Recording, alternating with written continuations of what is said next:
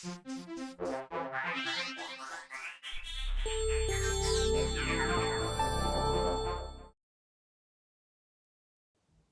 everyone, I'm Iain and in this video I want to discuss my take for the greatest martial arts movie of all time.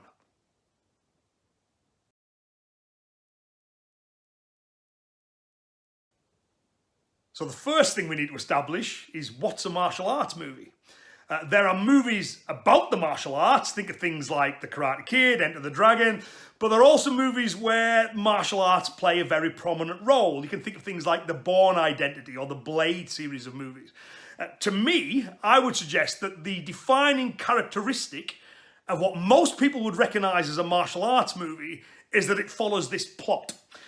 Good guy is wronged, good guy acquires martial skill, good guy corrects the wrong. Okay, so that's pretty much all martial arts movies summarised right there. I'm going to rule out any martial arts movie where the hero learns a trick or a secret method. Okay, bye-bye Daniel San. No crane kicks here. The reason I don't like that is because we know as martial artists, acquiring martial skill takes time and effort over a long period of time. It's not about learning a little hack or a little technique. So any movie that has that in it is gone. For my pick for the greatest, it needs to show the hero developing their skills over a long period of time. It doesn't need to be particularly realistic. I always think that good art, good fiction, is lies that illuminate truth.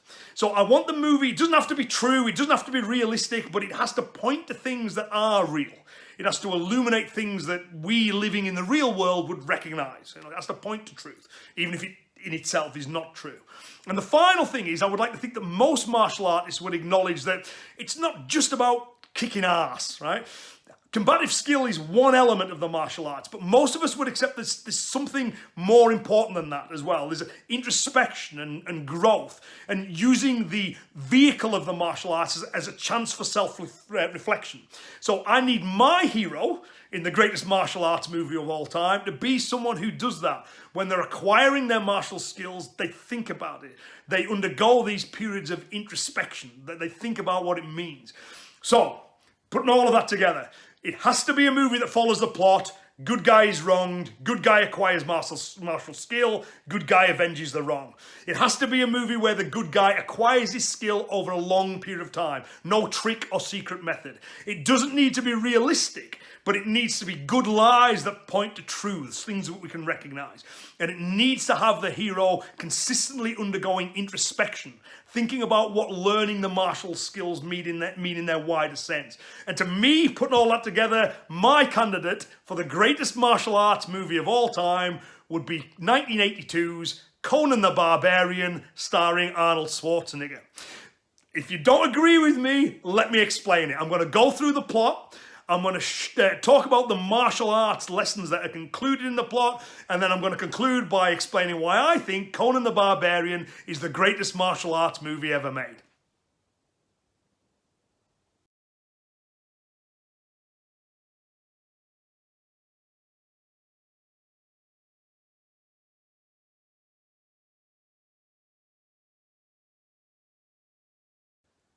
So the movie begins with a young Conan watching his father forge a steel sword.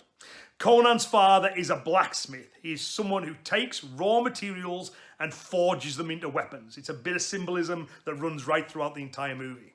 It then cuts to Conan and his father sitting on a mountaintop.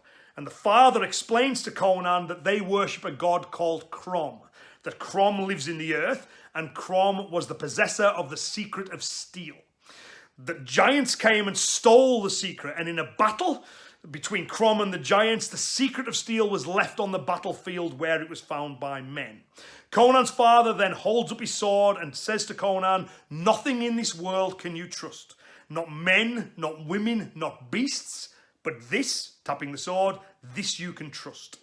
It then cuts to Conan, the young Conan, fishing on the outskirts of the village, as it shows an army of men on horseback heading towards the village.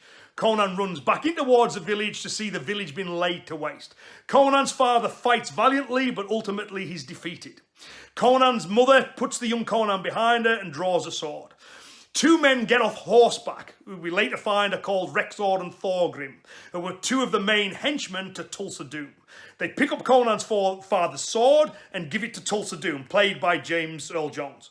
James Earl Jones, Tulsa Doom, walks towards Conan's mother and hypnotizes her to the point where she lowers her own sword. He then decapitates her, chops off her head. Conan is then shown being led away in chains, and the narrator tells us that Tulsa Doom went south, whereas all the children who are now into slavery, they are now going north. So this riddle or secret of steel is central to the whole movie, and I would suggest it's a great allegory for the path of the martial artist. We see Conan's father forge a sword. He heats it, cools it, batters it, sharpens it, and we're about to see the young Conan undergo a similar process. This raw material is about to undergo an arduous process in order to become a weapon. It's a path that many martial artists will recognize. We've also got to question Conan's father's take on the riddle of steel. He tells Conan that the blade can be trusted, yet it doesn't save his own life. And that same blade is used to kill Conan's mother.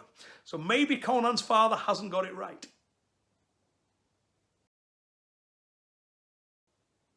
So we then see Conan and the other children chained to a large wheel and been made to push it round and round in circles.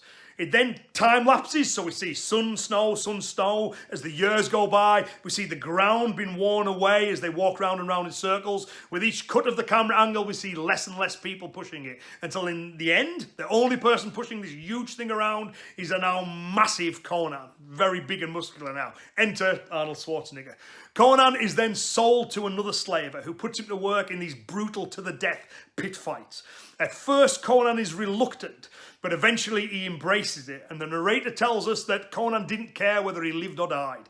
All that mattered to Conan was that the crowd would be there to meet him with howls of lust and fury. He started to realize he had worth. He started to realize that he mattered.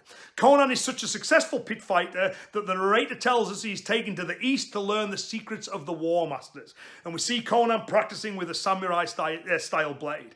There's another person watching on. Conan makes a mistake and the instructor slaps him. The other guy laughs and the other guy receives a spinning back kick to his chest for his troubles from the instructor. So Conan's a very serious student.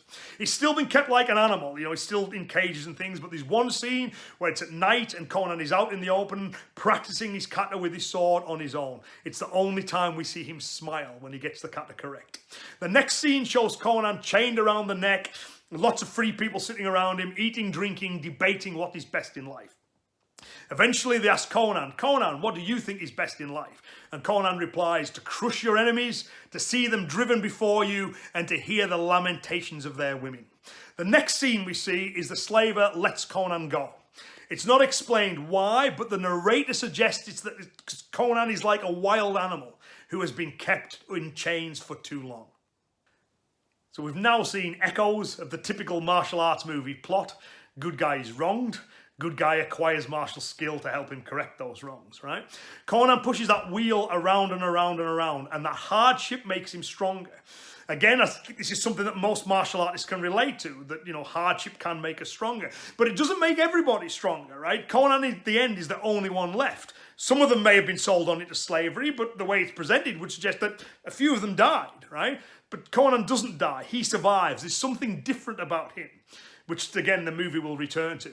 We then see him find his sense of self-worth through combat. When he leaves the wheel, he's nothing more than part of that machine.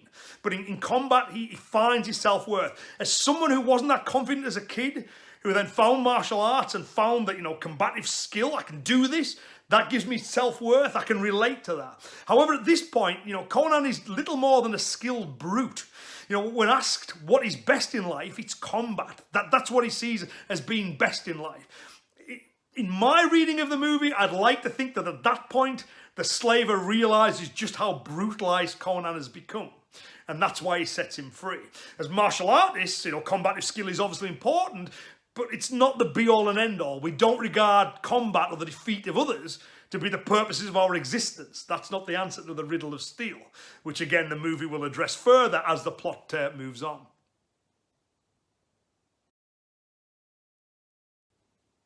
So we then see Conan running away from a pack of wolves. He seeks shelter in a burial mound, and in the burial mound he finds the sword of someone who's been buried there. He comes out of the burial mound, and in the next scene we see him keeping himself nice and warm with lots of wolf pelts, so we can assume what happened to the wolves. He walks past a house and a woman invites him into the house. Turns out the woman is a witch. In return for, and I'll keep this family friendly, certain services from Conan, she will tell him where he can find the people who destroyed his village. The witch leaves, Conan leaves. On his way, he sees a man chained there. And the man says to him, "Can you give me food so I don't have to face the wolves hungry?" Conan asks him who he is, and he says his name is Subutai. He's a thief and an archer. Conan frees him. It then shows you them eating food around a campfire together, and they're arguing about whose god is greatest. Conan explains that his god Crom is strong, and when Conan dies, he will have to go before Crom and answer the riddle of steel. And if he can't answer properly, Crom will laugh at him and will throw him out of Valhalla. So we now know that Conan's religion requires him to answer the riddle of steel. His father said that steel was trustworthy, and the narrator tells us that Conan maintained the discipline of steel. We can think of Conan as being like steel, this raw material that's been forged into a weapon. But it's not enough in Conan's thinking that he becomes these things or is those things. He needs to understand them at the deepest level. There's a degree of introspection which is missing from most martial arts movies, but it's not missing from this one. As a little aside as well, I also like the friendship that develops, which we see beginning here, between Conan and Subutai. They have different religions, different worldviews, they're from different tribes, but they become the best of friends because they have a common interest, which is how I like to think it should be in any good dojo. We have a common interest. Anything else doesn't matter.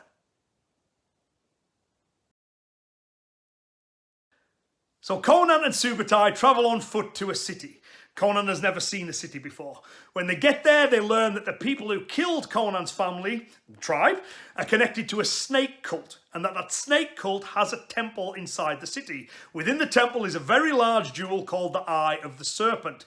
Subutai is a thief. Conan wants his vengeance. They decide it would be a good idea to steal that jewel. While they're trying to sneak into the temple, they bump into another thief who is also trying to steal the jewel. Her name is Valeria, and they all agree to team up.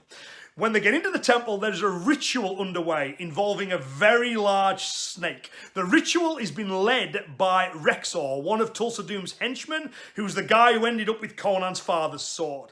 Conan, Subutai, and Valeria are successful in stealing the jewel. They kill the large serpent. They are discovered but manage to escape. You then see them in a tavern having the time of their lives, right? Conan gives the jewel to Valeria and they begin a romantic relationship. It then cuts to the morning after. Conan is face down in a bowl of porridge. Valeria is looking very hungover and worse for wear. The narrator tells us that success can test one's mettle as surely as the strongest adversary.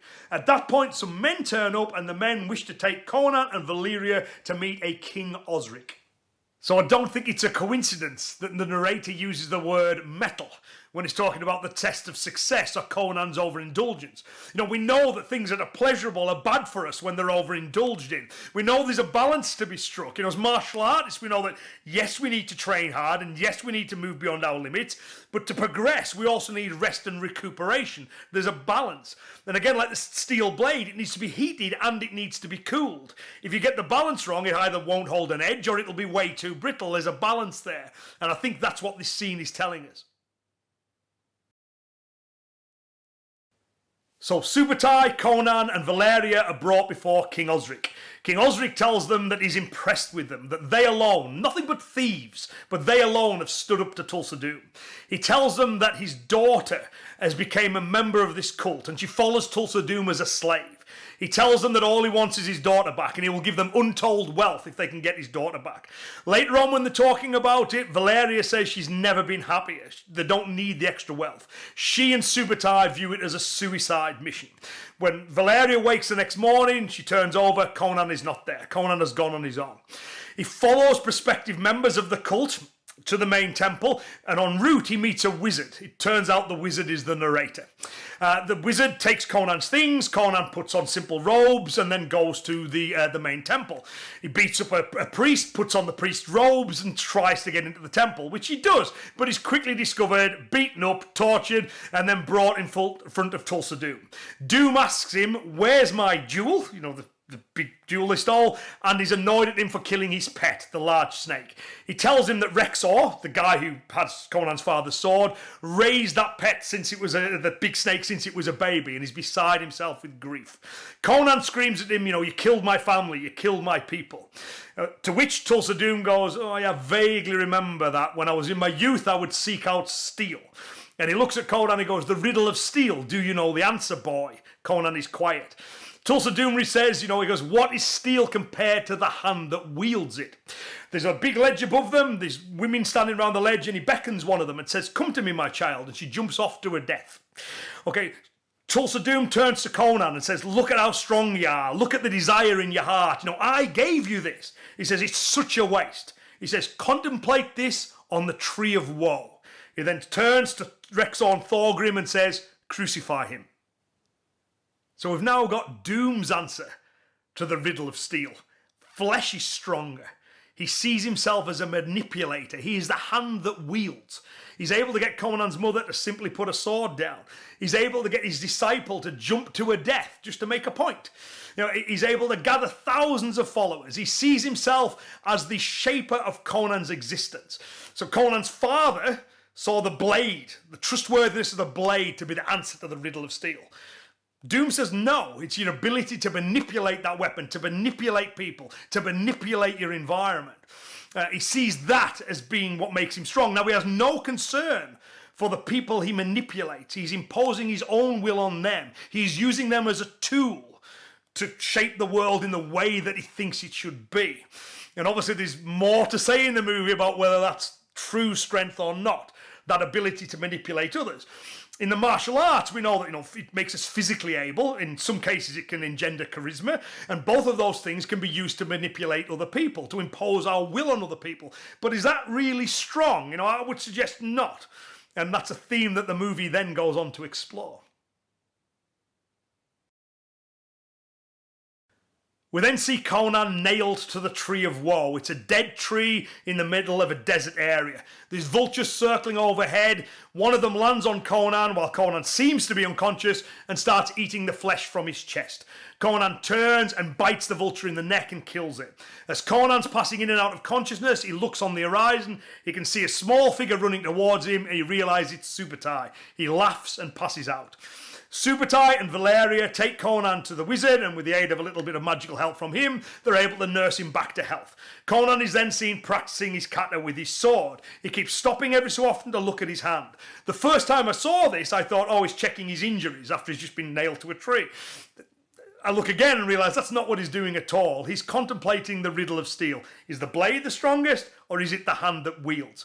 Conan and his friends then decide that they're going to rescue the princess. They go, and they are successful this time, although Valeria is killed as they escape, as Tulsa Doom fires a petrified snake from his bow. It hits Valeria and kills her. So again, we see Conan's will to survive. I think this is a great visual representation of the martial spirit. Just refuses to be beaten. He's nailed to a tree. He's on death's door. He has no weapons he can use apart from his teeth, so he uses his teeth to kill the vulture. And as luck would have it, it's just long enough for his friends to be able to rescue him. It reminds me of that line from Beowulf where, fate will often save a man if his courage holds. His courage holds, and it's just long enough to get his friends to be able to rescue him and nurse him back to health. We also see him again contemplating, the riddle of steel. He's thinking, is being able to impose your will on others, to be able to manipulate others, to be the hand that wields, is that true strength? Again, he's applying introspection to his warrior's path. So the princess wishes to return to Doom. So Subutai and Conan have chained it to a rock to stop her from doing so. She's obviously not happy about this. And she screams at them and says, he will have seen your campfires. He'll come for me and he will kill you. Now Conan and Subutai obviously realise this because they're setting traps. Possibly they've let their campfires being seen deliberately. While they're preparing the traps, Conan starts reminiscing about his time as a boy, about feeling the spring winds on his face, about walking through the woods and eating wild berries with his father. He then laments the 20 years of suffering since then. He turns to Subutai and says, you can leave. You don't need to stay here. It's not too late for you. You could go home. Subutai laughs and says, I'd only have to face death on another day, possibly in even worse company. At this point, the wizard has been collecting weapons from the burial mounds and he drops them down in front of them and said, the gods are very pleased with you. Conan laughs and says, does that mean they're going to help us in the battle? The wizard says no, so Conan says, well, tell them to stay out of our way. What I love about this scene is we can really see Conan's evolution as a martial artist, as a warrior, as a character. When he was asked as a pit fighter what is best in life, he said the crushing of his enemies. Now he's on the possible eve of his death. And what is he reminiscing about? What does he consider best in life? What's he thinking of?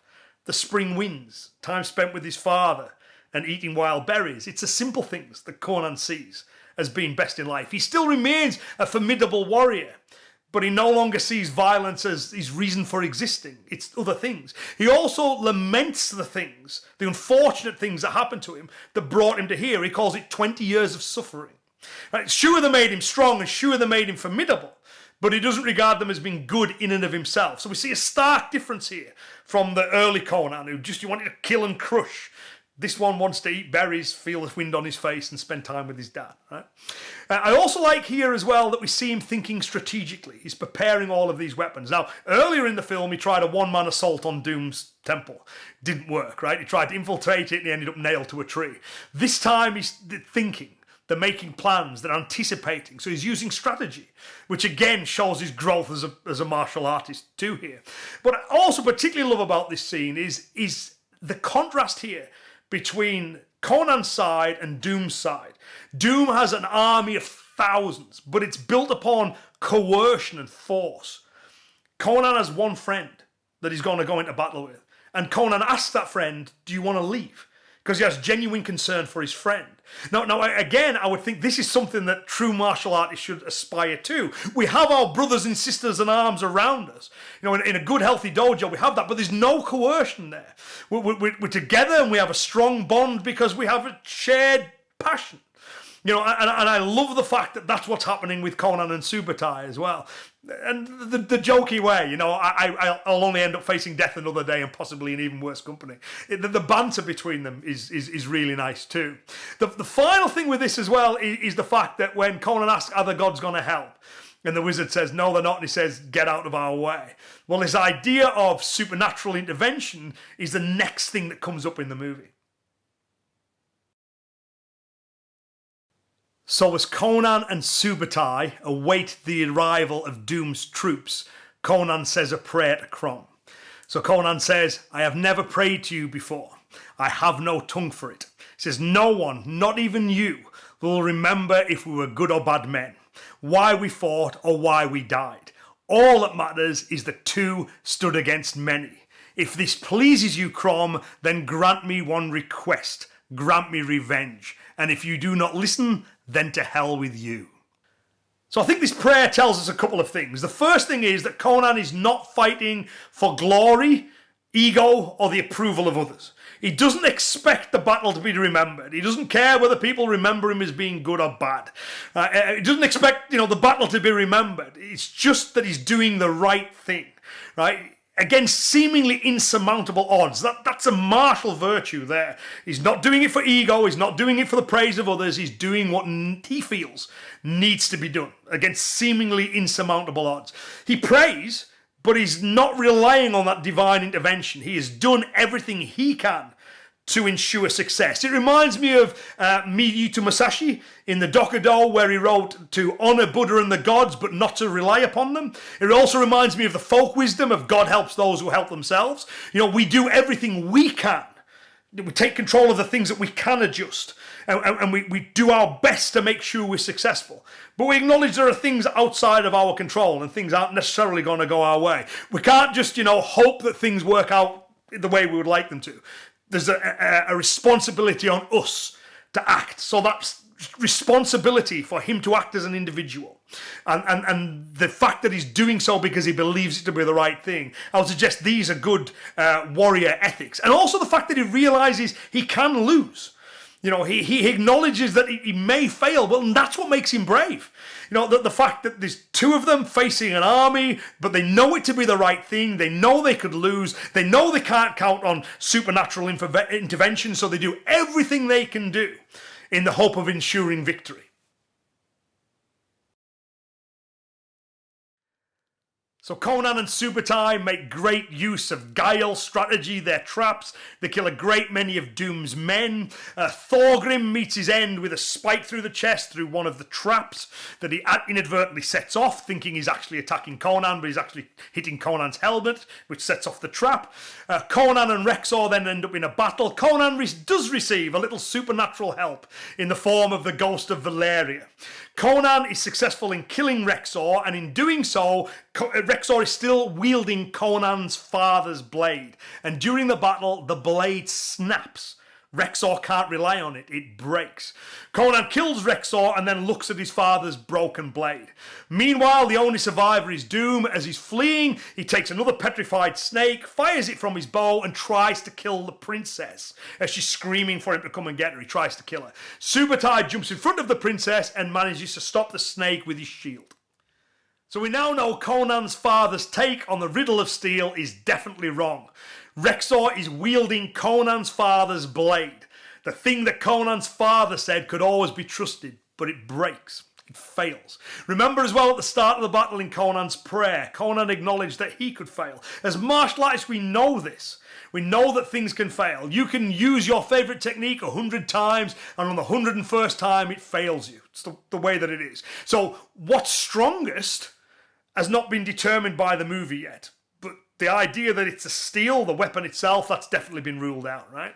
What's also interesting in this scene as well is the way that Tulsa Doom uses numbers and force, and is beaten by Subutai and Conan using guile and strategy.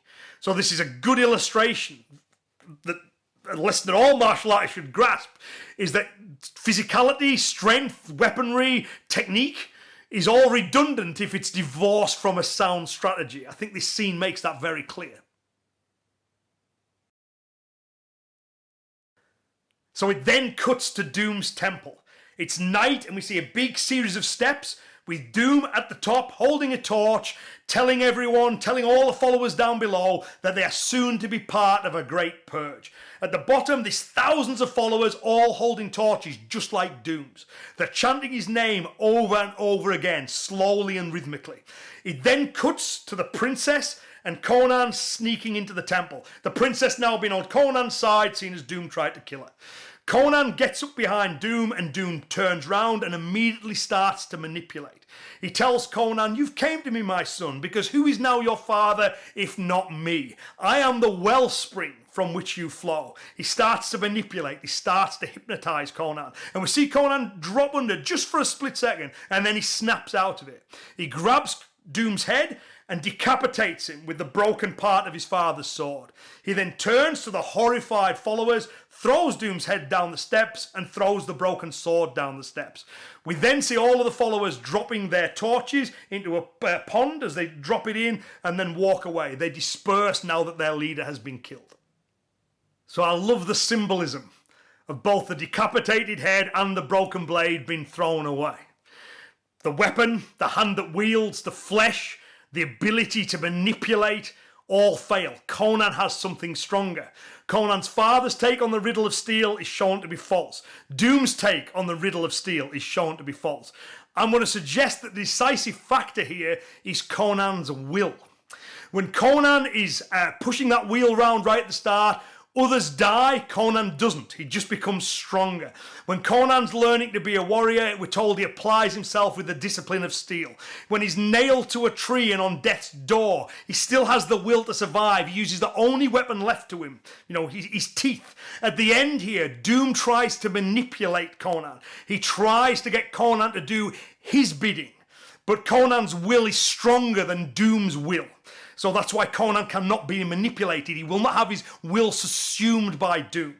Now, at the very start of the movie, there's a quote from Nietzsche, as the title's right at the very start, which is, that which does not kill us serves to make us stronger. And you can see how that kind of plays out in the movie. But I'll suggest there's a better Nietzsche quote, right, which is, I judge the strength of a will by how much suffering it knows to endure and turn to its advantage. I think that better sums up the movie, and it shows us how Conan becomes stronger. So, I mean, is that the answer? Is that the answer to the riddle of steel, right? It's not the weapon, it's not the flesh, it's the will, the unconquerable will.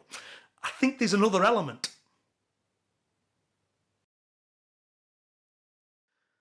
So the final scene of the movie has to be my favourite because it's just loaded with really rich symbolism. So all the followers have dispersed. Doom is dead. The only people left are the princess and Conan. Conan is sitting halfway up the stairs. He's got his hand on his chin, thinking. I'd like to think he's pondering the riddle of steel. At the bottom is the princess looking up at Conan. Conan then realises she's looking at him.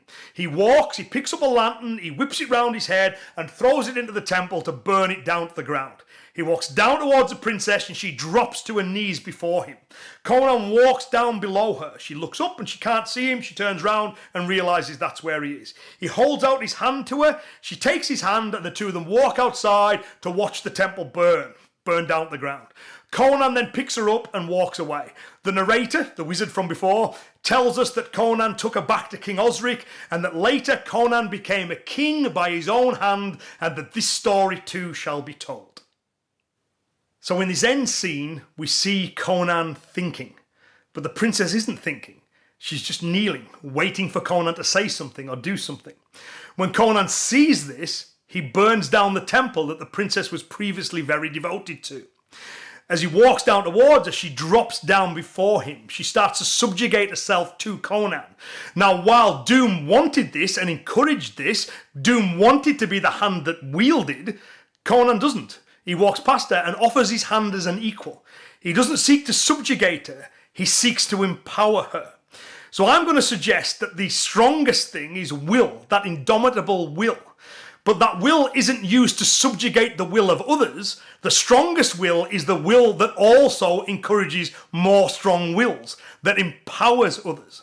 So Crom was the god who had the secret of steel, and that mankind can discover this secret, and they need that secret in order to gain access to the afterlife. So my take on it is, what is strongest? The will that empowers. Not the will that subjugates, right? Not the will that seeks to wield power over others, the will that seeks to empower others. Now, as martial artists, especially as instructors, I think that's something that we should do. We seek to develop an indomitable will. As Funakoshi said, that the person who can face any task, no matter how difficult through to the end, that person can be truly said to have developed karate. We seek to develop an indomitable will, not to impose our will on others, but to use that will to empower others so they too develop strong wills. I think that's the message of the movie, and that's why I think it's the greatest martial arts movie there's ever been made. So I accept this is always going to be a very subjective thing. And you will no doubt have your own favourite martial arts movie and your reasons for having that as your favourite movie. Some might even suggest that Conan the Barbarian isn't a martial arts movie, but to me it is. Because it clearly follows the standard plot of all martial arts movies. I mean, sure, it's set in a fantastical land, right? But it points to truths that martial artists will recognise. As I said at the start, good fiction, good art are lies that illuminate truth. And I think this movie does this better than any other I can think of. It has so many good points about the martial arts that I'm going to have to read them because I can't possibly remember them all, right? But it talks about the need for long-term development of technical and physical strength. It talks about the need of discipline, the need for balance, that combative skill can develop self-worth, but violence is not what's best in life. That friendship should see beyond superficial differences. That difficult circumstances with the right mindset can be turned to our advantage. That planning and foresight can lead to victory even when everything else is stacked up against us. That we need to do what needs to be done, and we can accept that the outcome is never guaranteed. We don't act for glory or the approval of others because we do what we feel is right. That our will, our indomitable will, is stronger than flesh, it's stronger than our weapons. But that strong will should be used to encourage others to develop strong will. The strongest will is not the will that subsumes the will of others. The strongest will is the will that ignites the will of others. And the fact that the movie is consistent from beginning to end with this introspection and self-examination. Conan is a true warrior philosopher. He's a martial artist in the highest sense. What's not to like? It's a really cool movie. And if you don't agree with me, then I hope nevertheless you've enjoyed this exploration of some of the ideas that the movie expresses. It's a great film. If you haven't seen it, my summary of it has in no way spoiled it for you. Go watch it. It's a superb movie. So thanks very much for sticking with me to the end. I hope that you enjoyed this, and I'll be back with more soon. Okay, take care, everyone. Oh, before you go, right, there's a sequel, Conan the Destroyer. It's awful. Don't watch it.